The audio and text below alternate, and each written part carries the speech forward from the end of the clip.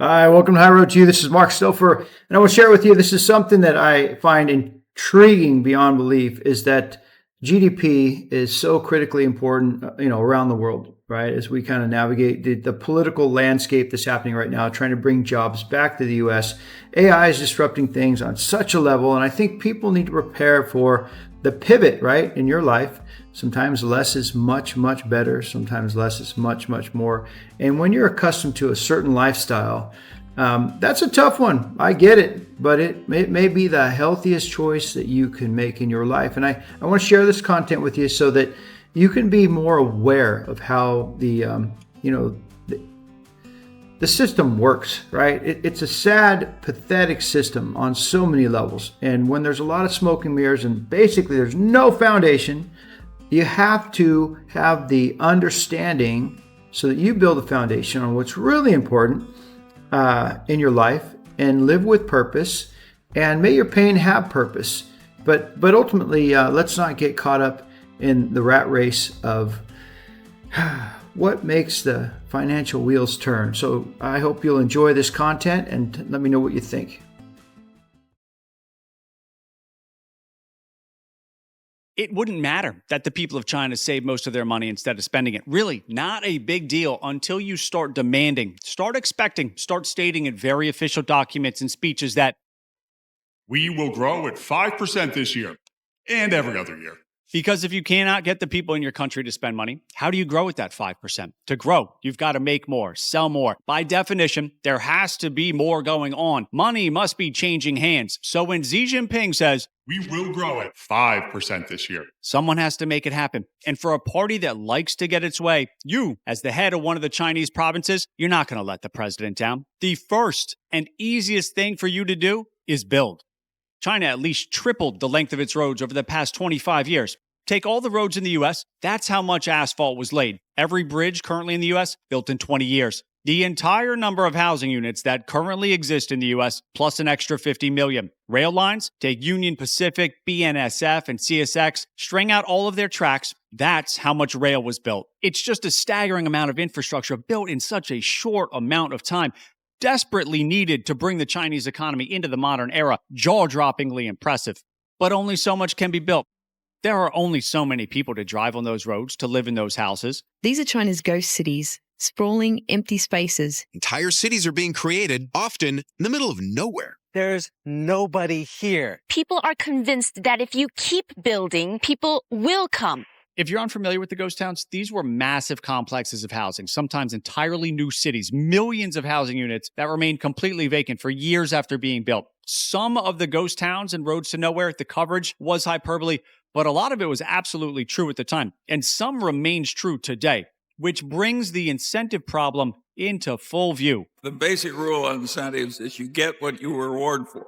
Because when an apartment complex is built, money is moved from one group of people to another. For the materials, the labor, marketing, consulting, every piece that goes into building out a city of apartments adds to a number. It counts as economic activity, gets added to GDP, regardless of whether anybody ever lives in the apartment complex. Do it enough times, and a leader of a province in China can point and say, we built all this. And add it all up, my area of the country grew by 8%. As Leland Miller puts it, you could build a bridge, you tear it down. You build the same bridge, you tear it down. You build the same bridge, and you could have GDP of whatever number you want, at least in the short term, but it's not productive growth. It's not real growth. Leland. Yeah, and I don't know if that doesn't just drive it home. It's unbelievable, like what we do to create industry, to keep everybody working, right? And I propose if AI is going to replace manual labor in the very near future, robotics and innovations of technology, I think we should look forward to how do we pivot into an area of our life where we can serve one another and live in healthy scarcity. I think that is the ultimate objective. I know that we're in a transition. I know that they're trying to bring more industry to the U.S. so that we can make this transition a little bit less painful.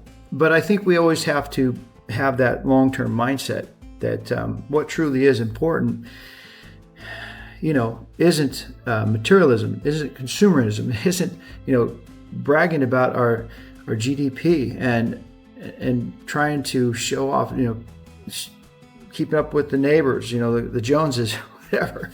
It doesn't make sense at all. And so I hope that we can glean from this how important it is that, I went through so many industries in my life, the dot-com and the financial crisis of 2008, and, nothing makes sense.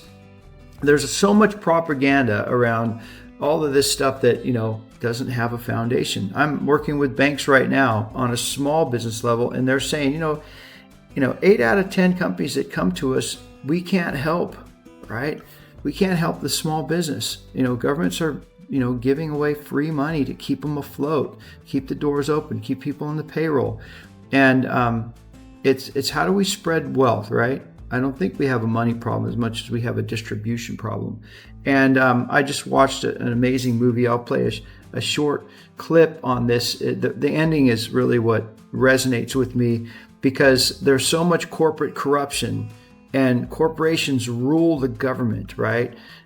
Because they create jobs. And in that context, I just see it for what it is. And I don't think we should buy into it. It's just incredible propaganda.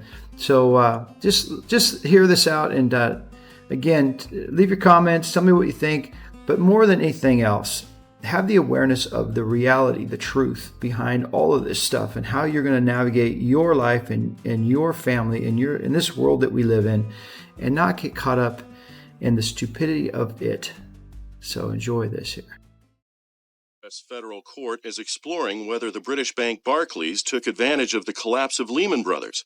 The UK bank made billions when it bought the US brokerage business days after the company failed, paying less than $2 billion for While the assets. acknowledging that this latest round of $18 billion in bonuses might be offensive to many Americans, he went on to say that it was necessary if they were going to keep at least $100 billion of these obscene earnings should be confiscated to pay back all the taxpayers that bailed these bastards out. I've been out of work for 2 years. My sister and her kids are living in their car. We got broken schools and a failing healthcare system. The question here is whether they did anything illegal, not whether it was unethical to take investors' money without disclosing the firm was betting against investments it was selling to its own customers. And now they're whining that their bonuses are only $2 million this year instead of $3 million. Has released a report this morning saying federal mortgage aid programs aren't doing enough to help more families out of foreclosure.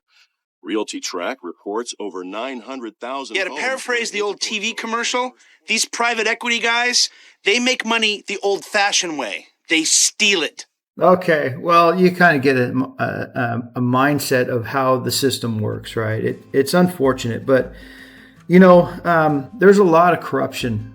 I was in a courtroom, Palo Alto, California, the epicenter of Silicon Valley, and, welcome to the corporate world. Welcome to the corporate world. And, all the stuff that's going on in the government and all this Doge, that is finding such corruption and such fraud, you got to realize that it creates industry. You have to realize that whoever's getting this money, they're building mansions, they're making private jets, they're living a lifestyle, but it creates jobs. Not to say that it's the most efficient way to create jobs and create industry or sustain industry that create jobs, but that's how the system works. And I necessarily don't entirely believe in it, but I do know we have to be in a transition, because there is a lot of disruption coming down. And, I know in my small universe, a lot of people that can't maintain their lifestyle. And, they're going to have to figure out what to do. And I see it as affecting the agricultural industry, where, automation is going to come in and prepare the field, seed the field, maintain the field, harvest the field, package the harvest, and put it on autonomous vehicles that will go to a cold storage plant and get delivered all over the world. And it will not require the need for human labor. Now, if you think about the low end of the spectrum as far as the employment, foundation of minimum wage and farm workers to high tech, companies that are going to eliminate most of their entire staff because AI and innovations are going to replace them, and their lifestyles are going to be disrupted. So I think we just have to prepare and plan for the worst, but prepare for the, prepare for what is to come. So plan for the worst and hope for the best. Absolutely. And with that, I hope this message finds you well. Thank you for watching High Road to Content, and this is where you take action. Nothing happens without action. Please share your story on how you incorporated nutrition, physical and social activity, how you incorporated accountability in your life, how you didn't ignore, you didn't deny, you didn't blame, but you pivoted through a difficult challenge in your life. And how did you build that foundation to overcome and thrive?